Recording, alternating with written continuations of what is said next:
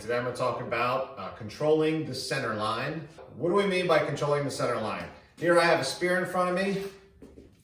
If I'm standing in this position, I do not have the center line controlled. My opponent has the center line controlled, and you see that spear is pointed right at my chest, and depending on where this person is, assuming that they're where the camera is, my spear is past this person, okay? So this person has the center line controlled. So what I want to do is, ideally, I would move my spear across the center and to push that person's spear across the line.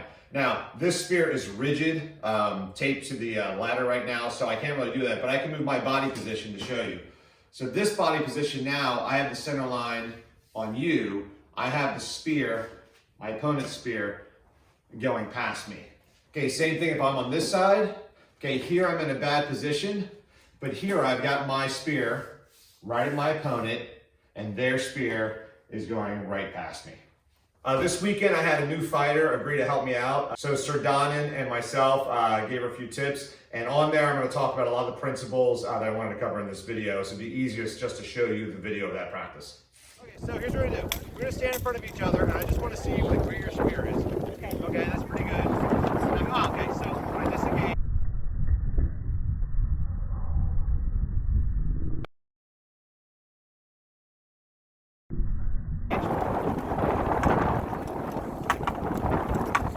Okay, so first of all, here's what I want you to do.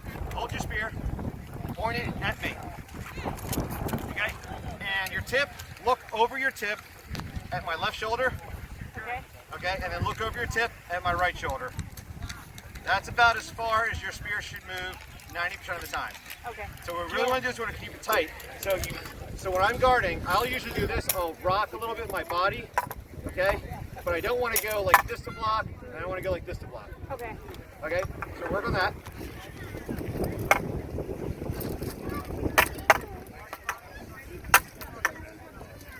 Yeah, it's pretty good. Now, let's do this.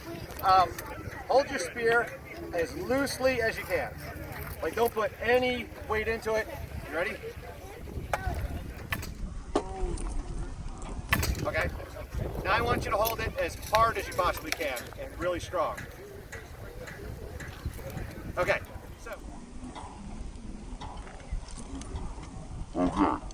So what happened there was when it was really loose and I pushed on it, it flew offline. Right.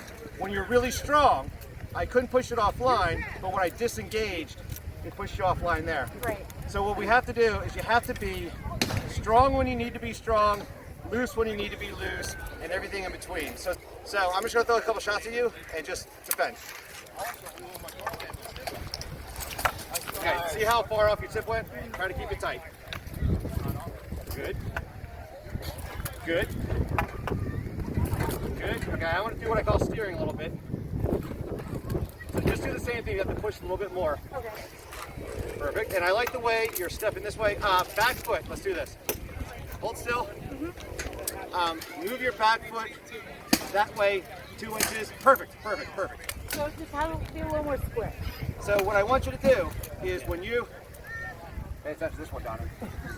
What I want you to do is when I shoot to this side, and we're like a mirror, so if you shoot to my shoulder here, I'm gonna go like this. I'm gonna put a little bit of weight on my back foot, and I'm gonna sort of slide my body out of the way as the spear moves. You ready? Perfect. That's pretty perfect. That's pretty good. And the more and more you get, the better and better you get at this, the less and less you're gonna move. Sorry, sweating in the eye. Now I'm going to go to the other side. Okay, now you don't even need to block that much. Yeah, perfect.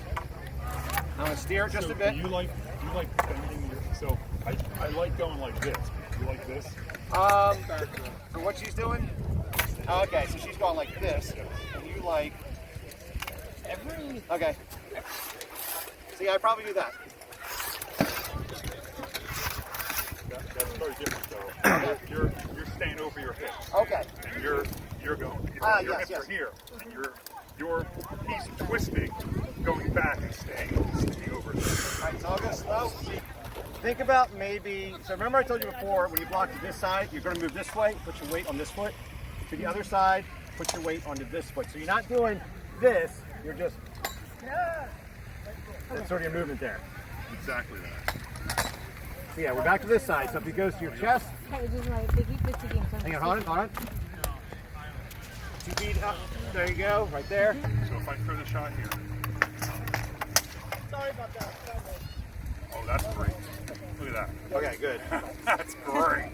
Yeah, so we're going onto that foot instead of going back. That's perfect placement. This is like so close, right? And you're completely online. Like, give me right. Okay, one of the concepts that's covered in the video of the practice is about how to defend a shot moving to either side of you. So if I have a shot coming to this side, okay, I want to deflect it with my spear in this direction. If I have a shot coming to this side, I want to deflect it coming in this direction. So with that in mind, I am not a big fan of the surfing stance. I used to do the surfing stance. I have since moved away from it. So the surfing stance is with both feet in a line. You try this on your own with both feet in a line. Okay, and your defense is you're kind of wiggling your body and moving your spear and you're trying to slip a little bit. I like moving the back foot out a little bit. And I just attended a fencing class and they actually teach the same thing with their new fencers, which is your feet should be in a position so that you can draw a line straight between them.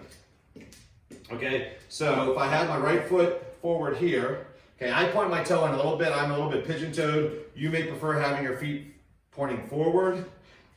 This is usually a bad position, but basically my knee is moving forward. And again, it does that because I'm pigeon-toed, so my knee is actually pointing towards you, even though my toes are not. And then the back foot, okay, normally it would have a little bit of a back position. I'm going to point the toe a little bit forward, again, because I'm pigeon-toed. But you can see there's a line going straight between the 2 feet. With the line between the 2 feet, if I want to defend by moving my spear to this position, I shift my weight to my back foot as I move the spear over.